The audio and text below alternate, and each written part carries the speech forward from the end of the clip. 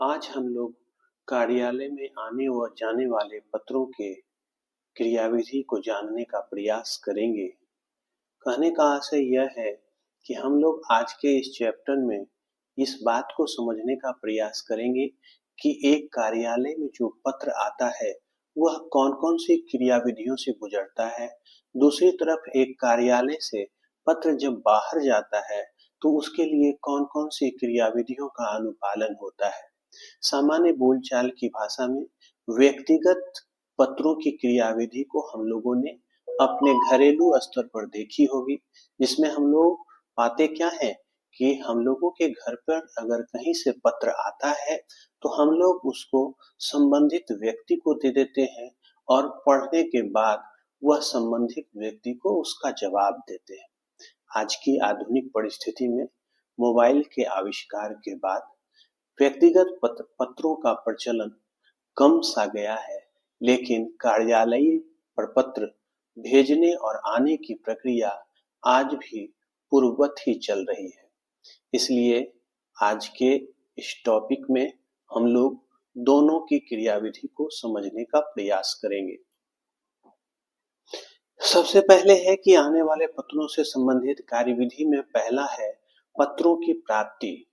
कहने का आशय यह है कि हम लोग जानते हैं कि कार्यालय में पत्रों की प्राप्ति की क्रियाविधि में सबसे पहला है पत्र को प्राप्त किया जाता है और पत्र को प्राप्त करने के मुख्य रूप से 3 विधियां हैं। पहली चपरासी द्वारा, दूसरी डाक द्वारा और तीसरी कुरियर द्वारा। सामान्यतया जो लोकल स्तर के पत्र प्राप्ति के माध्यम होते हैं वह सामान्यतया चपरासी के द्वारा प्राप्त किया जाता है और लोकल और दूर के पत्रों के लिए डाक द्वारा अच्छा प्रतीत होता है और आज के आधुनिक परिस्थितियों में कुरियर द्वारा पत्र आने की प्रक्रिया भी काफी प्रचलित सी हो गई है। जब पत्रों को प्राप्त कर लिया जाता है तो उसकी दूसरी क्रियाविधि है पत्रों को खोलना।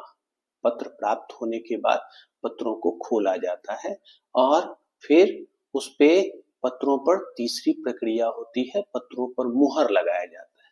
हम आप जानते हैं कि पत्र पे जो मुहर लगाया जाता है उसमें पत्रों की क्रम संख्या अंकित की जाती है, पत्रों की प्राप्ति की तिथि अंकित की जाती है, पत्रों का समय अंकित किया जाता है, यह किस विभाग से संबंधित है यह भी उसमें अंकित किया जाता है।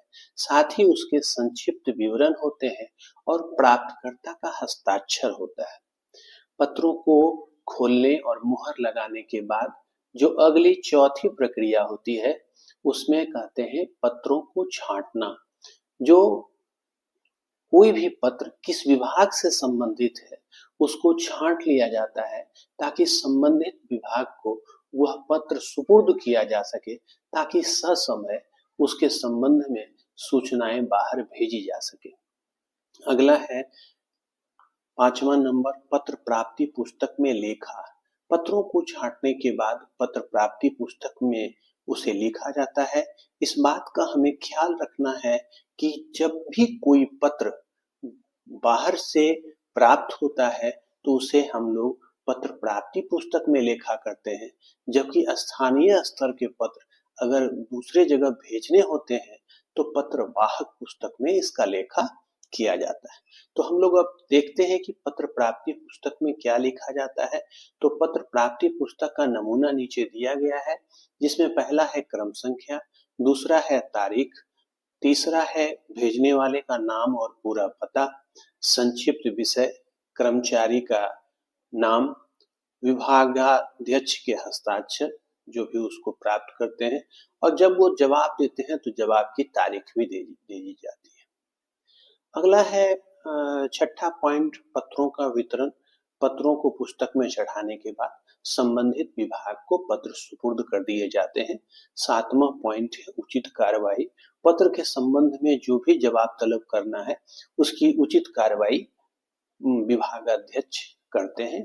अगला जो है 8वां पॉइंट, सारी कार्रवाई पूरी करने के बाद उस पत्र को किसी फाइल में, संबंधित फाइल जो बना हुआ होगा उसमें रख दिया जाता है। अब हम लोग अगले टॉपिक पर चलते हैं। अभी तक हम लोगों ने देखा कि एक पत्र जब हमें प्राप्त होता है तो उसमें कौन-कौन सी क्रियाविधियों से हमें गुजरना होता है।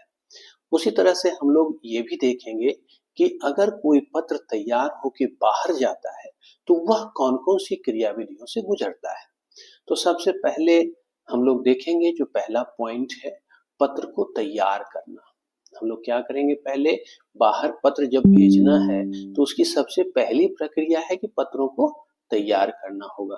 दूसरी प्रक्रिया होगी कि पत्रों की नकल तैयार करनी होगी, क्योंकि भविष्य के संदर्भ के लिए उसे रखना भी होगा। सिर्फ भेज देने से ही काम नहीं चलेगा, वह भविष्य के संदर्भ के लिए प्रति के रूप में रखना होगा, ताकि आवश्यकता पड़ने पर यह प्रस्तुत की जा सके कि इसका जवाब पहले दिया जा चुका है। आगे कहता है पत्रों की अनेक प्रतियां निकालना। कभी-कभी ऐसी भी स्थिति हो सकती है कि उसकी अनेक प्रतियों की आवश्यकता हो, चूंकि व्यापार का क्षेत्र बड़ा हुआ है और ऐसी परिस्थिति में अनेक लोगों को इस बात की सूचना देने की आवश्यकता प्रतीत हो, तो उस परिस्थिति में पत्रों की अनेक प्रतियां निकालने की आवश्यकता हो सकती है। अगला क्रम कहता है पत्रों को पत्र रजिस्टर में चढ़ाना। कहने का मतलब जब पत्र तैयार हो जाता है तो उसे रजिस्टर में चढ़ा दिया जाता है, ताकि भविष्य में इस बात को का जानकारी प्राप्त किया जा सके कि किस पत्र का जवाब दिया गया है और किस पत्र का जवाब अभी तक नहीं भेजा गया है। आगे कहता है पत्रों पर क्रम संख्या लिखना, ताकि उसके हिसाब से लोग यह जान सकें कि वह पत्र जो भेजा गया था उसकी क्रम संख्या और तिथि क्या थी। आगे है जब पत्र पे सारी क्रम संख्या और ये सारा चीज कर लेने के बाद पत्रों को मोड़ना है, उसके बाद लिफाफे में उसको रख देना है, ये इसका अगला क्रम है। उसके बाद लिफाफे के ऊपर पता लिखना है, ये इसका अगला क्रम है। पता लिखने के बाद उस लिफाफे पे टिकट चिपकाना होगा, क्योंकि डाक द्वारा पत्रों को भेजने के लिए बिना टिकट के तो पत्र जाएगा नहीं। जो भी उसके क्रम है उनको वो पूरा करता है। आगे कहता है डाकवे पुस्तक में चढ़ाना, ताकि उसका विवरण भविष्य में पता चल सके कि संबंधित डाक के माध्यम से भेजा गया था और उस पे कितना डाक टिकट लगाया गया था। अगला क्रम है पत्र को डाकघर पहुंचाना, तभी तो जा पाएगा ना। अब अगला क्रम जो है, स्थानीय पत्रों को पत्रवाहक पुस्तक में चढ़ाकर चपरासी द्वारा उसे प्रेषित करना। कहने का आशय यह है कि स्थानीय स्तर के जो पत्र भेजे जाते हैं उसे पत्रवाहक पुस्तक में चढ़ाया जाता है, और साथ ही साथ पत्रवाहक पुस्तक का नमूना ऊपर दिया भी गया है, जिसमें पहला है क्रम संख्या, पत्रों की क्रम संख्या, दूसरा दिनांक, तीसरा है पत्र पाने वाले का नाम और पता, चौथा है डाक का विवरण, और पांचवा है पत्रवाहक का नाम जो पत्र लेके जा रहा है। अगला क्रम है प्राप्तकर्ता का हस्ताक्षर, यानी जो भी प्राप्त करेंगे पत्र को वो उस पे हस्ताक्षर करेंगे, और अगला क्रम विशेष विवरण का है। उसके बाद आगे आ जाते हैं, अगला पॉइंट है पत्रों की प्रतिलिपियों को फाइल में रखना। सारी प्रक्रिया पूरी होने के बाद हम लोग पत्रों को फाइल में अच्छे से भविष्य के संदर्भ के लिए रख देते हैं। धन्यवाद।